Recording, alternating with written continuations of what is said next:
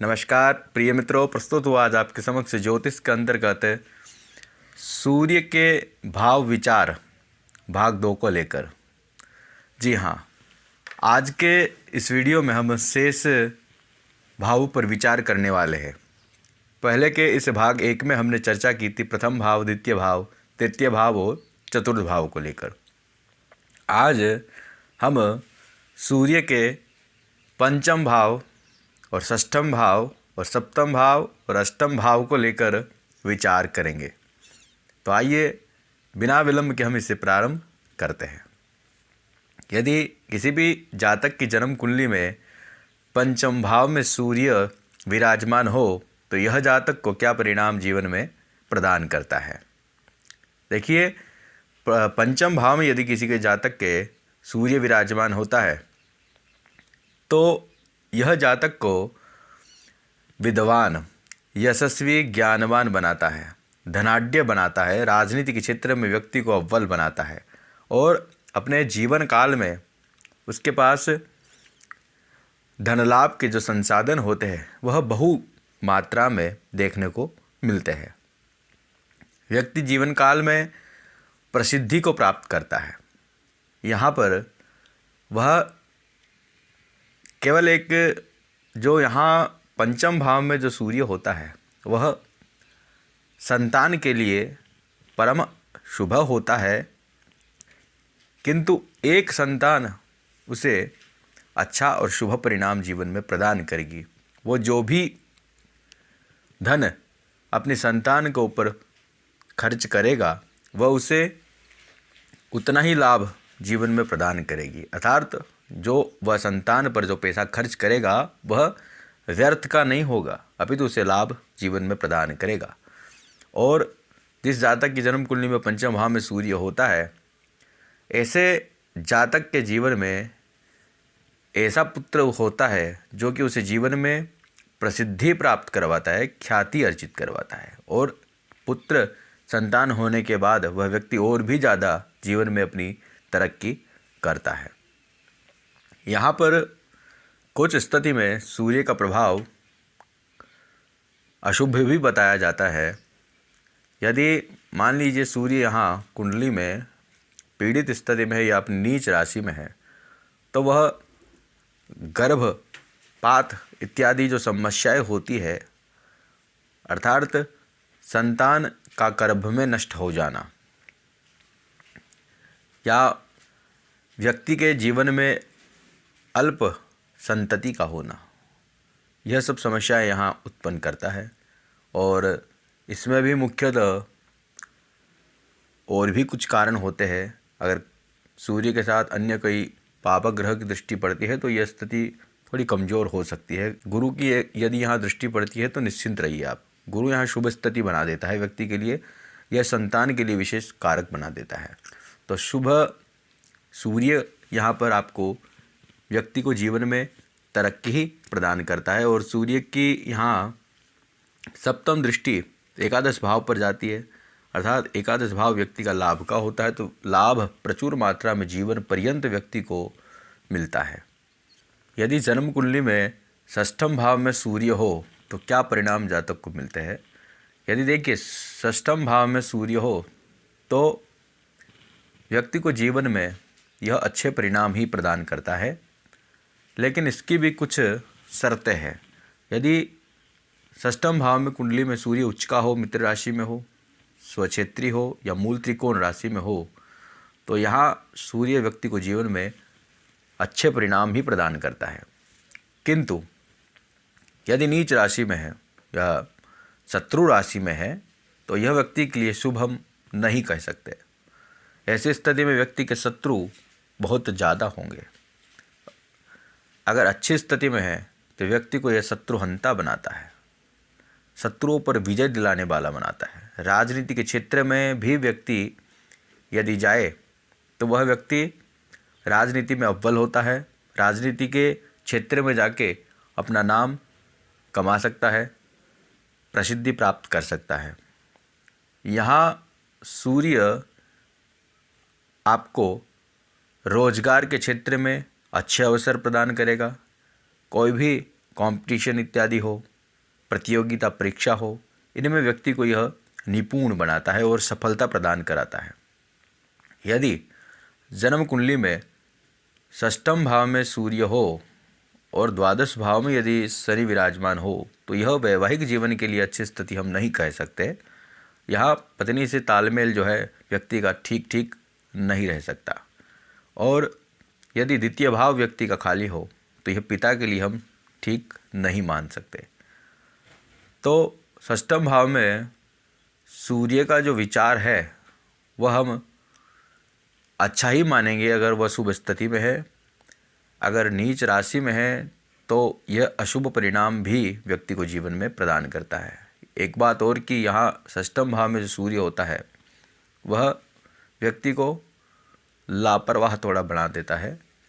अतः इस स्थिति पर यह व्यक्ति अगर नियंत्रण कर ले तो व्यक्ति संभल जाता है जीवन में, अन्यथा उसे भारी नुकसान की स्थिति भी व्यक्ति को जीवन में देखने को मिल सकती है। कुल मिलाकर यहाँ ठीक स्थिति में रहता है, क्योंकि 3, 6 और 11 में सूर्य का अच्छा परिणाम ही आपको देखने को मिलता है यदि वह शुभ स्थिति में है तो। अब यदि जन्म कुंडली में सप्तम भाव में सूर्य विराजमान हो तो वह जातक पर क्या प्रभाव दिखाएगा।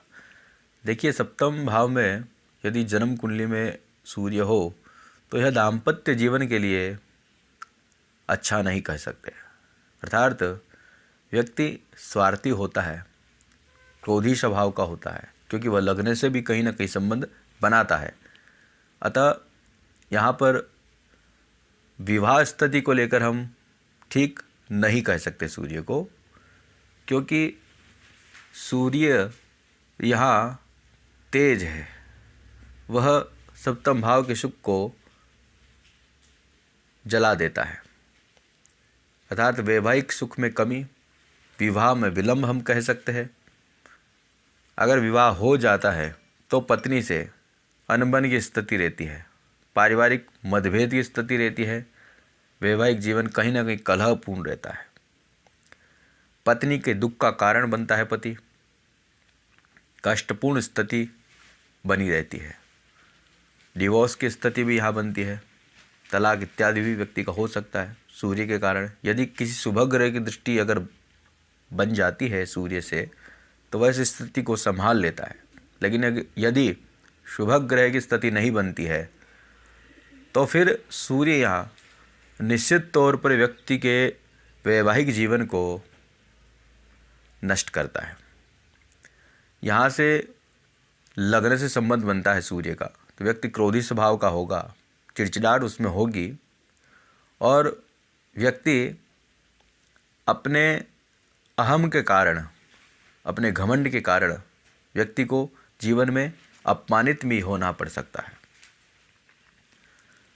रोज़मर्रा के क्षेत्र में देखें तो डेली जो इनकम होती है रोज़मर्रा के क्षेत्र में, उस स्थिति में यहाँ सूर्य कुछ अच्छी स्थिति व्यक्ति को जीवन में प्रदान करता है, उसको राजभय भी बना रहता है, सरकार से दंड इत्यादि भी व्यक्ति को मिल सकता है। तो कुल मिलाकर यहाँ सूर्य का जो प्रभाव है वो हम अच्छा नहीं कह सकते। अब जन्म कुंडली के अष्टम भाव में हम इसका विचार करेंगे कि अष्टम भाव में यदि किसी भी जातक की जन्म कुंडली में अष्टम भाव में सूर्य हो तो वह क्या परिणाम व्यक्ति को जीवन में प्रदान करता है। यदि हम कहें तो सूर्य यहाँ कुछ अच्छा परिणाम व्यक्ति को जीवन में प्रदान तो नहीं करता है, किंतु कुछ जगह ये हमें अच्छे परिणाम भी देता है। अगर व्यक्ति आध्यात्मिक क्षेत्र से जुड़ा हुआ है, तंत्र मंत्र इत्यादि से व्यक्ति जुड़ा हुआ है, तो यहाँ व्यक्ति को ये अच्छे परिणाम भी दे सकता है, क्योंकि सूर्य कुंडली में आत्मा का कारक है और हमारा जो अष्टम भाव है वह गुप्त विद्याओं का भाव भी होता है, मृत्यु का भाव भी होता है।